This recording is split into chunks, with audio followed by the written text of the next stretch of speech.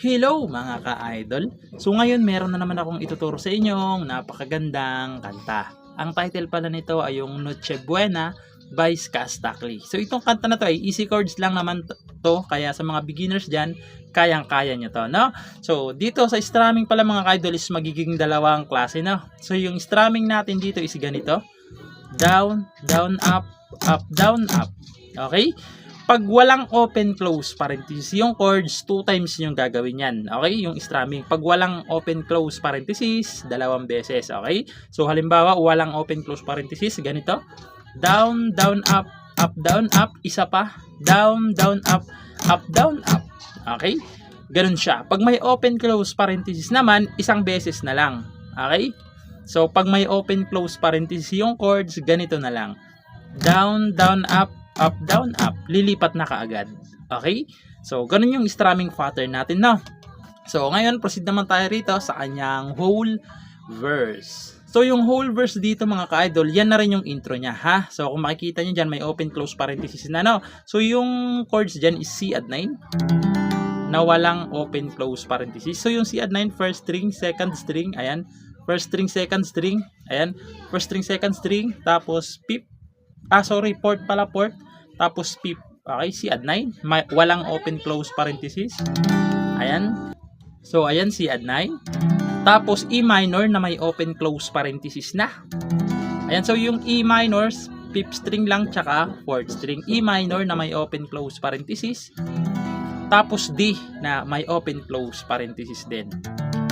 Okay? Yan, tatlo na yan lang yung sa lahat na ng verse. Okay? Daming usok. So, ayan. Yung tatlo na yan yung pang whole verse niya na. So, yan na yung pang whole verse yung mga ka-idol. Tuwing papasok yung verse, yung tatlong chords na yan yung mga chords. Okay? So, sasampulan ko kayo, no? So, ito yan na rin pala yung intro, no? Para at least alam nyo, kalimutan ko kung nasabihan ko na ba o ano. So, ganito naman siya sa verse. Okay? Sa verse. So, ganito siya. Hindi na lang natin i-introhan, no? So, ganito siya. Letrato mo sa aking telepono, tinitingnan kong magdamagan. Ilang taong kunang sekreto to, ayoko din nilang malaman. Damdamin ko'y binabalik sa ating nakaraan. Sa tuwing dumadaan ang batang mga ngaroling, magkukunwaring parang walang narinig, pero nakasilip sa tapos papasok yung pre-chorus, bintana. So, papasok na doon yung kanyang pre-chorus na. So, proceed naman tayo sa pre-chorus. So, yung pre-chorus niya rito mga ka-idol, kung mapapansin nyo dyan, wala silang open-close parenthesis. No? So, yung chords dyan is A minor. So, yung A minor, second string, fourth, tsaka third. Okay? A minor, B minor. So, B minor, sa second fret lang nakabar. Sa third fret, second string. Sa fourth fret, fourth string, tsaka third string lang. B minor, A minor ulit, tapos D. Okay? So, ayan, D. So, yan yung kanyang pre-chorus, no? So, sasampulan ko para mas intindihan nyo kung paano naman siya tugtugin, no? So, ganito naman siya sa pre-chorus. Pero, nakasilip sa bintana, nakahawak ka sa aking braso, tapos sabay tatawa. Isa yan sa mga masayang naaalala. Ayokong buksan ang mga regalo kung wala ka, ayoko nang mag-imbita. Papasok yung kanyang chorus na, no? So, proceed naman tayo doon sa kanyang chorus. So, yung chorus niya naman dito mga ka-idol is same lang nung verse. Okay, total same lang, sasabihin na lang natin, no? C add 9, walang open close parenthesis yan.